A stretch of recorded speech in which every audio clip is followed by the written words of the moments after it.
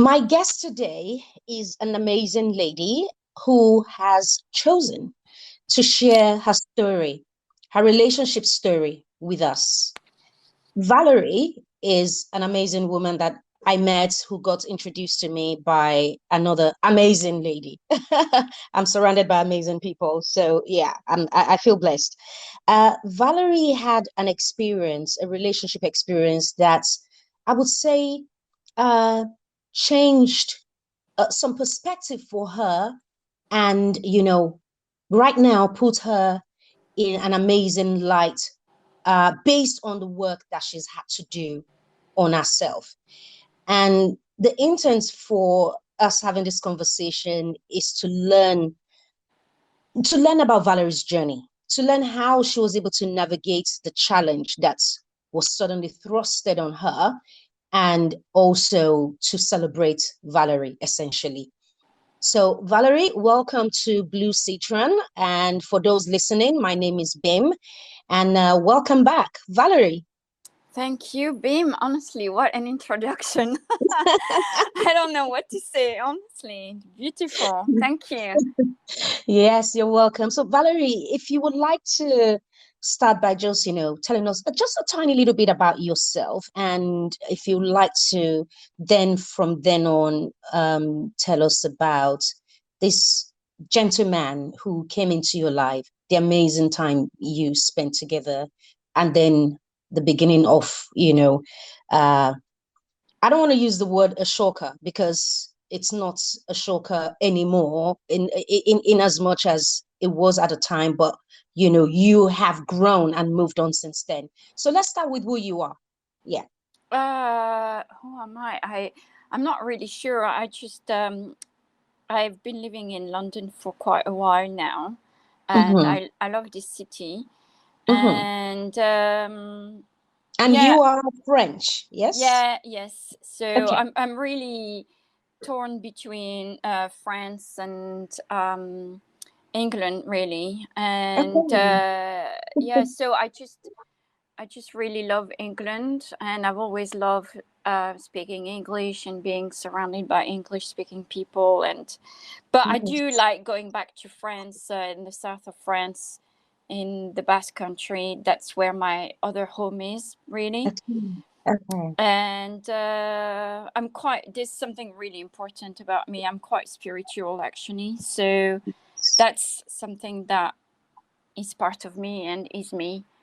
If Hmm. that would definitely describe myself, actually. All right, fantastic. And I feel you say you're spiritual, so I feel that also helped your journey, Hmm. from Definitely. this challenge that happened along the line. So tell us how you met this guy, tell us his name. Just his first name is fine. Is And how you met and how many years you were together. And yeah. So I met Latif. I can't even remember when, but we were at what you call it, a house party, and I didn't want to go. And my friend, because I was going out a lot and I was tired or whatever, and my friend was like, no, no, no, you have to go. And talk about spirit. There was something that was telling me you have to go, otherwise you're gonna miss an opportunity. There was Mhm. something that was pushing me to go, but my mind was just like, no, I don't want to go. And then I ended up going with my friend, and literally, as soon as I saw him or we saw each other, it was almost like, we recognized each other. It It was was, magical. yes, quite. And it was just really, yeah, magical, I suppose is the word. It was really incredible. And then, yeah, it was, and then we started dating, and it just became like boyfriend partners, whatever you want to call it. Mm. And um and it was just really such an amazing relationship. Like, I'm ever so grateful because he taught me so much, Mm. um about myself, about he's Muslim as well, Arab Okay. Muslim. Okay. And he taught me so much about another culture, opened up my mind, and he taught me about unconditional love as well. I never thought I'd be able to love someone unconditionally like I did, as I did. Yeah. And we were together for probably 12 years. Yeah, 12 12 years. years. Mm. Okay. That's generous in this day and age. 12 years is something Yeah, impressive. Yeah. yeah. 12 years of, 12 years of fun, I don't know, but at least 10 years of really, fun. And he had such a great sense of humor. And, when you're with someone, and I think not everyone, I suppose, or I mean, it's presumptuous of me to say that, but I think sometimes, you think you have to be someone else other than yourself in a Yeah. relationship, because you have to appeal, or you have to be this way, that way, or whatever, to Yeah. please someone or appeal to someone. And I mean, I was just absolutely myself, and he was himself, and we just really love each other, really. That's good. That's good. And Latif is from where? He was half American, half Kuwaiti. His Okay. mom, his mom was American, and his dad is from From Kuwait. Kuwait. Okay. Mm. Maybe he's one of those Kuwaiti princes. I don't know. I really don't know, but yeah, that's his background, kind of thing. That's his background. And Right. he was raised in Kuwait, but I think Okay. he did his university years in the US, So and his then mom moved to Kuwait, being an yeah, American, moved to Kuwait. Wow. Okay. yeah, but they had a house in Cape Cod, and Okay. they had some land, I think, in Arizona or something. And but That's their main residence is Kuwait. But I okay. mean, his wife was traveling quite a bit between, and also they had a house, obviously, in London. In London. Right. Right. Mm. Okay. Okay. Interesting. And you were together for 12 years, you said. And then what happened? Why just 12 years? You guys broke up or ooh, there's a there's a police behind you.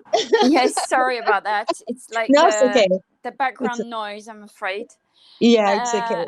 My This is flat, what happens in London. yeah, quite. Yeah. Um, yeah, so we were 12 years together, and I think the last 2 years, he so basically was very successful with his business Okay. that he set up with his business partner. They were extremely successful, and they sold the business and got the cash and wanted to set up a new business and everything, and it didn't work out. And I think he got depressed, and Mm, because he mm, lost some money, he got depressed, and then he went to Boston for a little bit, and then he went to Kuwait, mhm, uh, coming back to the UK and everything, going backwards and forwards and everything like that. But mhm. I think that was really like the starting point for him, and also probably the pressure from his family, Yeah. Yeah. which I totally underestimated. Mm, I mean, completely underestimated. Um, and then he was spending, longer periods of time in Kuwait.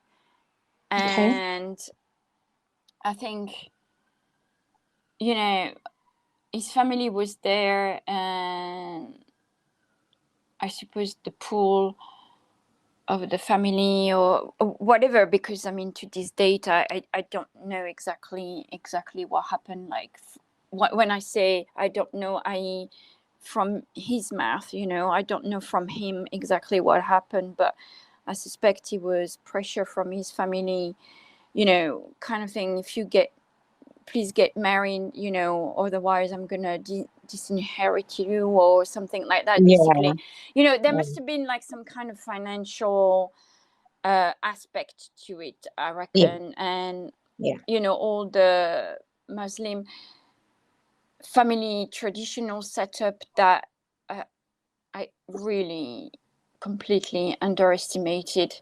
But Yeah. in any case, he just went for longer periods in the Middle East back home, and then he came back to the UK, and he was like, so we're gonna get married, Mhm. and you know, we're gonna arrange everything, and we're gonna get married in Dubai because they had a house there as well, blah Okay. blah blah. And then that year he didn't come very often back in the UK, and I was just like, so when are we getting married? You know, we need to prepare things or whatever. And then he said, okay, so I'm coming back, and then we're gonna sort everything out, and then you're gonna come back with me. And then what happened is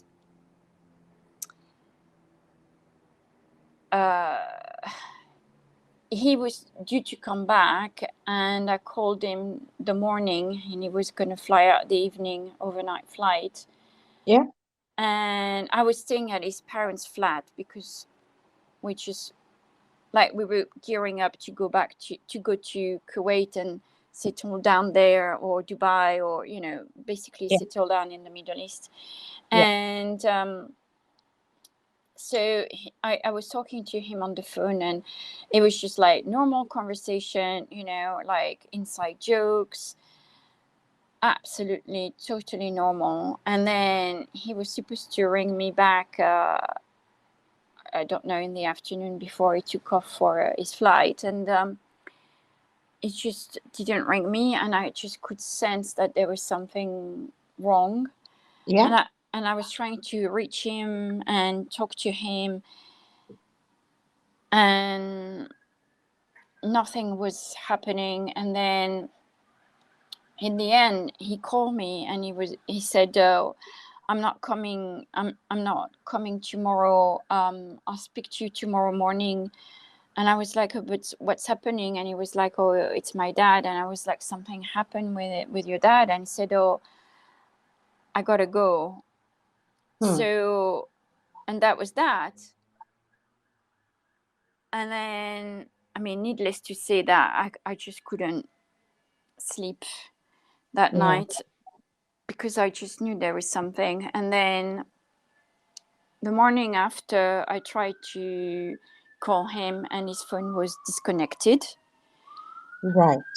And then I tried to ring his office, and they said they don't know where he is. And then I tried his email address, his personal one, his business one, and everything bounced back. And then I tried his brother, his twin brother. Mm. And then his twin brother said to me, I know you're staying at my parents' flat, and you know, you better get out like now, Hmm. because I'm sending the cops on you. You have no right to stay in my parents' flat, blah blah blah. And I was like, I couldn't understand. I was just like, I said, what are you talking about? And he was like, you need to get out of my parents' flat. And then he just was changing the locks, and he just hung up. Hmm. And I mean, like, my world just collapsed completely. Absolutely. Yeah. I mean, my heart didn't break in like three pieces. My heart broke in like In million. millions, millions of pieces, shattered. Yeah. And I mean, yeah, million of pieces. I didn't, like, I can't even express what I felt. So I felt like I was left with my suitcases And that was that, really. I Hmm. had 3 suitcases and I had to get out of this flat. And because Latif had, basically cash and everything like that, Yeah. and I was just left without like any financial, any cash basically. Yeah. So I was just, I mean, like overnight. You know how people say that overnight everything can change? Well, surely for me it did change. So I Mm. didn't know what to do, and then I just had to leave 2 of my suitcases at the porter's house, Mhm. and then I checked myself in a hotel for like 2 nights. Mhm. And then I slept at a friend's for like a week, and then at another friend for another week, and then in a hotel again, and then finally our common friend, maybe I shouldn't say that, but Yeah. put me up in her salon. So I stayed in her salon for like 6 months. Mm. Right. And I was sleeping in the therapy bed and everything like that, and I couldn't Yeah. take a shower Wow. and for 6 months. And I was going to another friend over the weekend to take a shower, and I mean, she was amazing. Like all my friends who helped me out, like, absolutely amazing. So, and then his brother called me once Okay. and he said, oh, and because they have the same voice, because they're twins, they really Yeah. have the same voice. And I thought it was Latif calling me, but it wasn't. It was his brother. Yeah. And I don't understand what happened. I said, what do you mean? And he said, Latif is married. And I said, what do you mean he's married? And he said, yeah, he's married. He's married. He's been married, since March this year. And I was like, but I don't understand. How can he be married? Because we've been married. We were going to get married like this month. And he was Yeah. like, no, no, no, he's married already. And he said he just lied to everyone, basically. Wow. And then, so that was that. And then when I went to get my suitcases, I heard from the porter that his dad came in the UK, and he said that, what happened to Valerie. And the porter was like, well, she was waiting for Latif to get married, and you know she's absolutely heartbroken and everything like that. And that was that, really. And then, as far, apparently he was never allowed back in the UK. I mean, Oh. because a lot of his family have properties in the UK, and they talk a lot in Kuwait or something. I mean, I'm not quite sure that's what the porter said. Yeah. Mm. Um, and I think like his father was really, also upset by the whole thing and everything like that. But I mean, it is what it is, it happens, but it was just very, very, I mean, painful is an understatement, really. Like, I just wanted to go, like, really. And I just talked to, spirits or angels or whatever. And I was just like, if I stay here, you better give me something good or worthwhile. Which the angels have. So yeah. Yeah.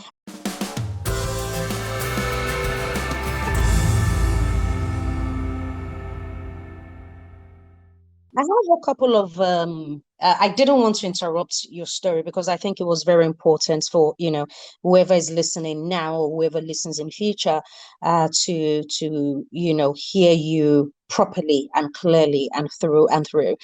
So a few things comes to mind. You were together with Latif for 12 years, and the last 2 years were great, but that was when things started to unravel. And some things that you mentioned, you said they had a business, him and his dad, probably his twin brother as well. And, they sold the business, and the other business they wanted to pick up didn't quite go as planned. And of course, losing money, and that sort of sets him back. He got upset, depressed, and all that sort of stuff. Um, I was gonna ask what type of business, but maybe one, maybe you don't know. Two, maybe you don't want to. Maybe you may not want to divulge, and that is fine. I was also gonna ask if it was okay to mention his twin brother's name, but maybe not. I don't know. Maybe not. I don't know. What do you want to mention his twin brother's name or no? No, I'd rather No. not. Yeah. Okay, that's fair. And when you said, the lost money and all of that, some things that I was also able to pin down is they've got properties in the US, properties in the UK, properties in Dubai, and obviously properties in Kuwait, because Kuwait was the main, uh, the main base and all of that. So they were still okay. Yeah, I know businesses, when businesses go sour, it can be difficult. One may even have to maybe sell properties here and there, or maybe properties have been used for collateral, for whatever, we don't know. But I was just thinking at the back of my mind, oh, couldn't they just sell one of the properties to be able to bounce back? But yeah, I don't know, and I really, I really don't know. But I think he was more, I mean, for Latif, he was more because he set up his business with his business partner. okay, Yeah. And really, I think he felt the most comfortable in the UK, like, because like he was in the middle of Kuwait and the US. yes, And he was quite independent, and he was such a different person. uh it was so free here, and in many ways, and he was able to be himself, and he was such a I mean, I'm sure, there's no doubt in my mind, he's such a very, very kind, very, very kind, and I mean, unbelievably kind, to be honest. Very hmm, charming, and he's got it basically. And I think setting up his business with his business partner, I mean, his friend that who he met in the US at university, was, okay, it was great for them and everything like that, and they were so successful. I mean, for a guy like, so he was independent on his parents. He set it up himself. I mean, with his business partner, they were successful. I think it was terribly important for him, that kind of, being able to be successful on his own, and because he was very, like, he didn't want to work for anyone. He wanted to earn his own money.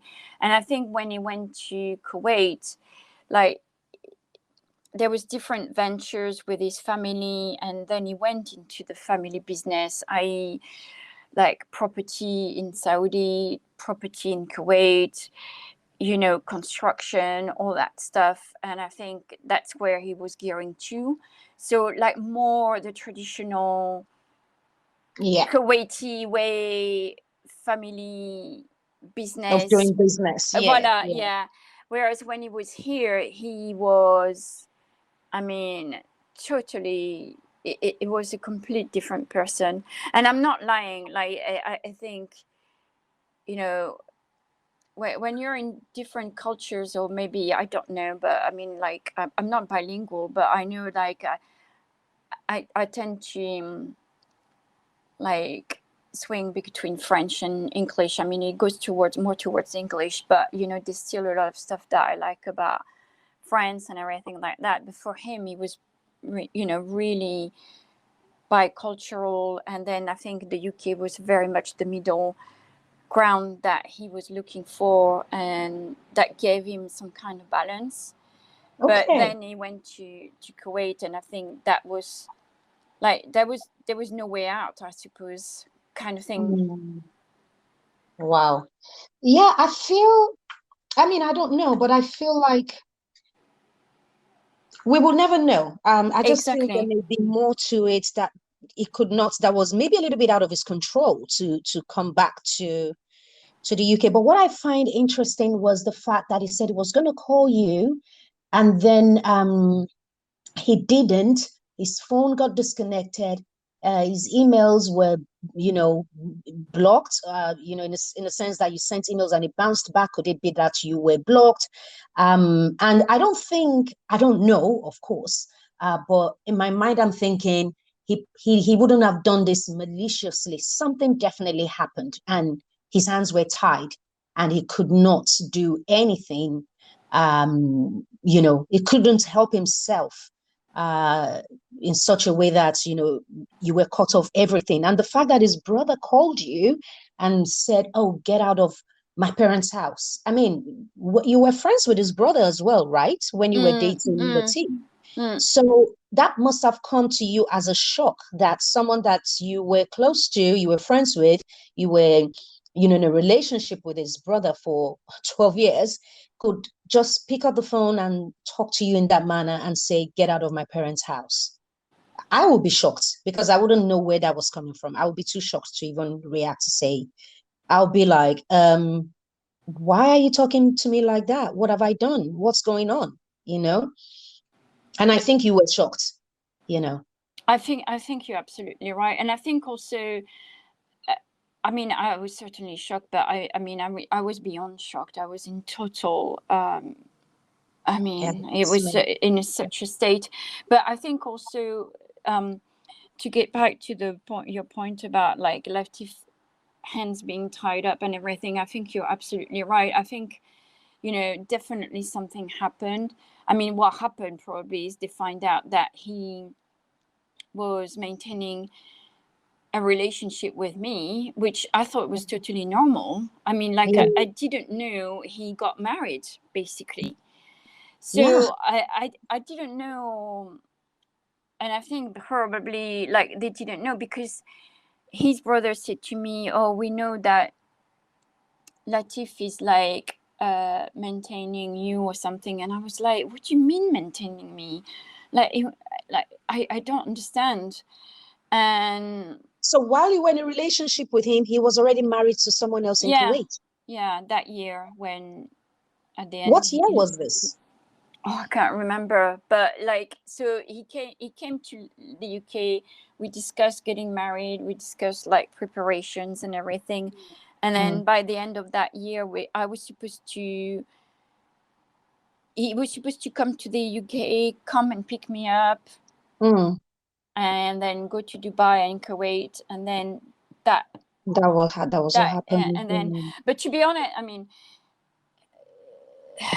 what can I say? It's just like, I think, thinking about it, and our common friend, we talked about it a lot, and I think, she said to me once, she said, if he could have, he would have had you, probably on the side and have this relationship, well, obviously, effectively with his wife, and then have you here in the UK, buy you a flat. And to be honest, I think that was exactly his plan. Right. Yeah, that was I have a problem with that. The problem I have with that is honesty. He did not tell you. But I think he was,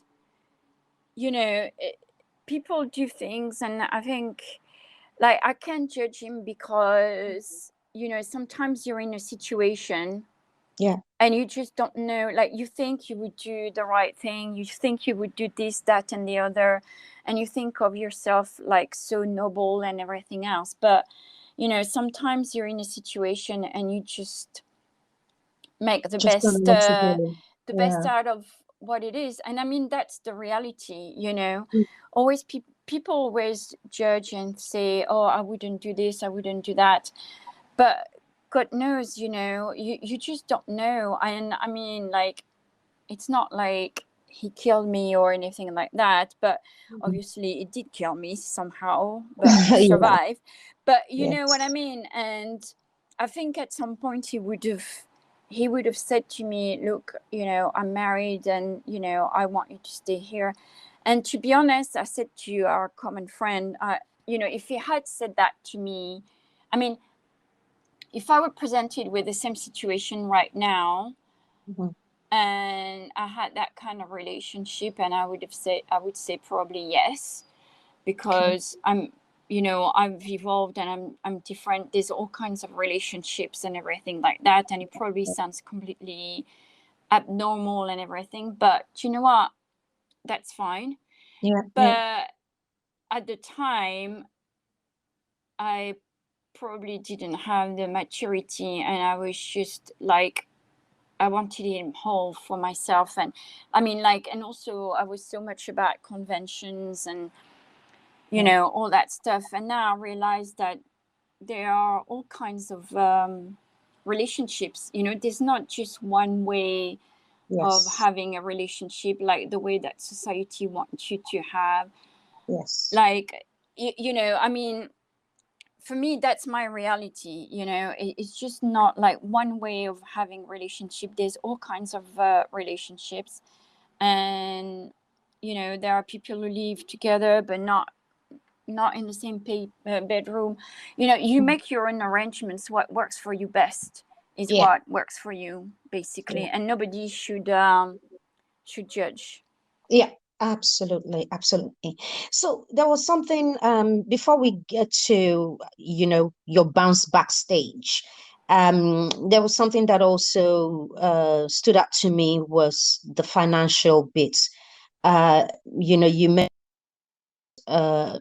it was literally, let's just say he had the finances, and when this sudden reach outs happened, when his brother called you and said you need to leave my parents' house and all of that, and your world came shattering down, and you just suddenly realize, hang on a second, I actually don't have any financial backup. Were you not working at the time? What happened? Well, I just quit my job to go to Kuwait. Ah, right. Right. Oh dear. So Oh dear. Oh so dear. I had quit and everything, and so yeah. And well, yeah, so I found myself in a bit of a situation, In a really. limbo, absolutely. Absolutely. And honestly, we need to give flowers and a lot of kudos to your friends that stood up for Yeah, you, that helped you yes, out during that time. Yeah, yes, because 100%. And all those wonderful people who helped me out some way or another, for sure. mm, yes. 100%, yeah.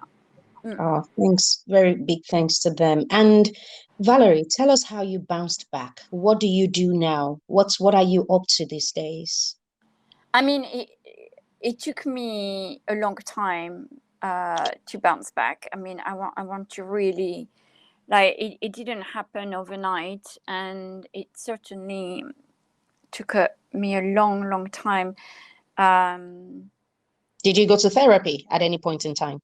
I did some therapy, but not. I went to see, because I had done therapy for something else, and I went back to see my therapist, who really helped me with the problem I had before, and it didn't work out for me. I just thought, like, it's not gonna work out for me, that route. So I went on another way, like more spiritual kind of way, and I was surrounded by very good people for me, and put in touch with various people who actually helped me. But I was really willing to help myself out as well, like, once you make a decision. Fantastic.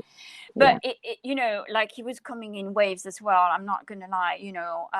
I wasn't like 100% all the time.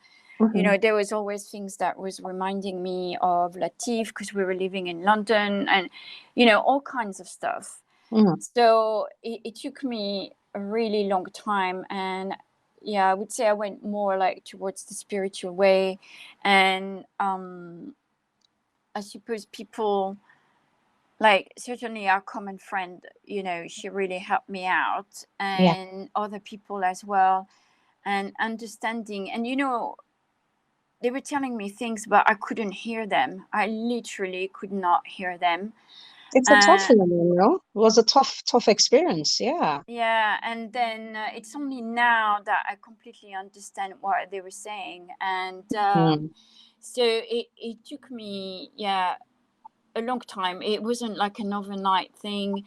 And I mean, you know, I'm not gonna lie, I had like bounce back and, you know, things like that, and dated and everything like that. But Yeah. it, you know, and I thought it would really close my heart. Yeah. But in actual fact, it opened up my heart in a way I can't explain it. Nice. Because because I know why. Because I thought it would be like the only person I could actually love. But in Mhm. actual fact, you know, I'm able to love a lot of people in many ways, and you know, yeah, to love people unconditionally, but in many ways and everything like that. So it Mm. was an experience, yeah. Wow. I'm just happy for you, Valerie. I'm Thank just so, you. so happy for you. But so what do you do for work now? I worked as a PA for a property investment property company, developers. Fantastic, fantastic.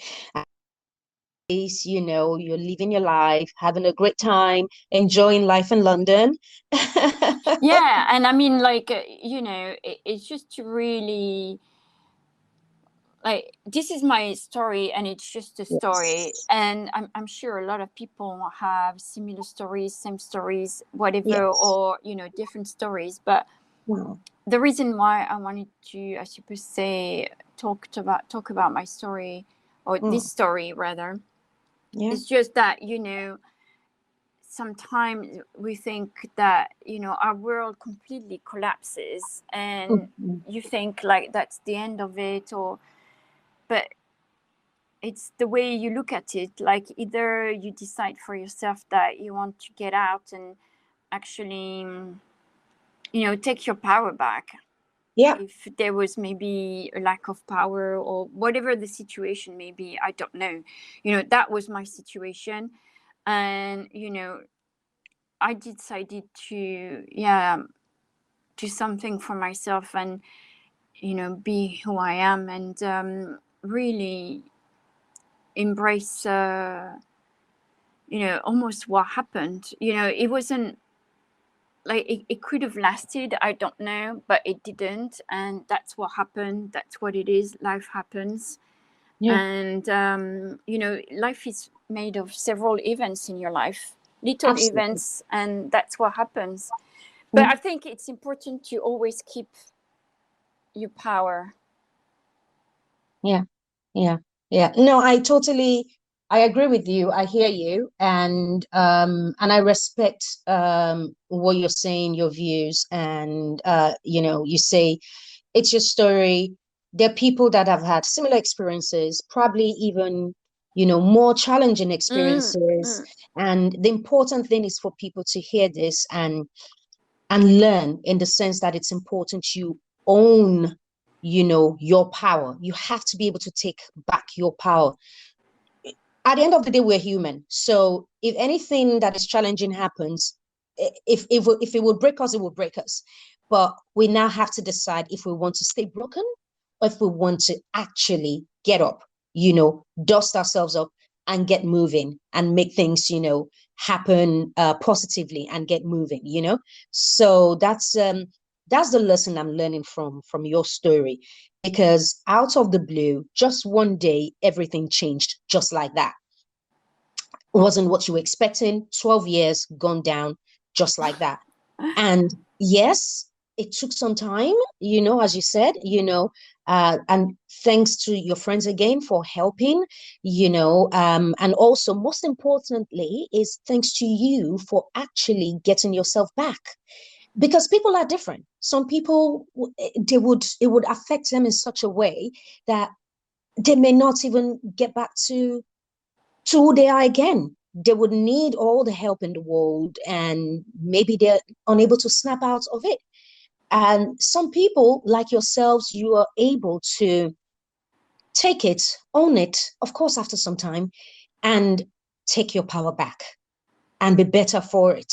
And basically, I don't want to use the term move on, because I think it's a term that's been overrated, but being able to get going in such a way that you're able to work better on yourself, be more positive, open-minded, and living your life. And that's Absolutely. so powerful. Yeah, That's so powerful, you I know. totally agree with you. I mean, that's exactly what it is. And I think like I couldn't stress. I mean, I know it's tough. Trust me, I know it. I know it's tough, but you know, whether it's a woman or a man or whatever story really, I think it's really, I couldn't stress enough to, you know, get you, because essentially that's what drives you as well, like being, having your power, being master of yourself, and Yes. you know, doing your own thing. And because nobody, you can't rely on people for your happiness. Yeah, you're the captain of your ship. Exactly, you're captain Totally. of your ship. Yeah, no, but you're absolutely right. That's what it is. I'm not saying that you have to deny yourself in a relation, because it's, you know, it's so nice to have relationship, whatever they might be, friendship, Yeah, romantic, whatever. yeah, But yeah, you know, essentially, you know, life goes and comes and everything, and yeah. it's nice to have your, it's nice, yeah, to have your power, to know it, and to know Mm. it actually. Oh, thank you so much, Valerie. Thank you for sharing your story. I applaud your bravery and humility. Share your story for people to be, to listen and hopefully take some lessons from it, and know that at the end of the day, the power belongs to you. We would let people into our lives. People will come and go. Some people will stay forever. Some people would only come for a reason. And those reasons would help us to learn, take whatever lessons that we can take from that, and forge on. And as humans, life always happens, you know. And honestly, thank you so much for sharing this part of, your journey with us at BlueSitron. And thank you for choosing to share it with BlueSitron. Oh, thank you, Mim. And honestly, thank you for your podcast. I think it's a great platform, Thank and you. thank you for asking me. And Yes. thank you very much. Thank you. Thank you so much.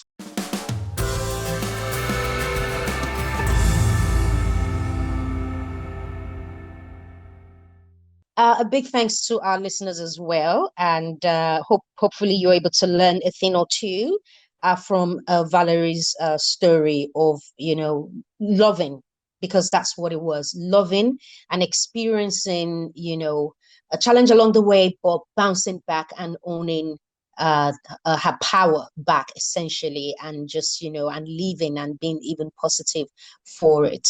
And also, most importantly, not having any bitter feelings towards this guy, Latif, because of course this kind of things happen, and we do, and rightly so, sometimes harbor a little bit of bitterness here and there, but not Valerie. She's not bitter at all. The challenge happened, and she's, taking up on board, and again, most importantly, I keep stressing this, taking and owning her power in this regard. So thank you so much for listening to us. Feel free to drop your comments in the comment section, on our channels on YouTube, and if you can, on Spotify as well. These are the two platforms where you would really find us. You find us on Google Podcasts as well, but that's only if you check Google Podcasts. So yeah. Thank you for listening in to our podcast.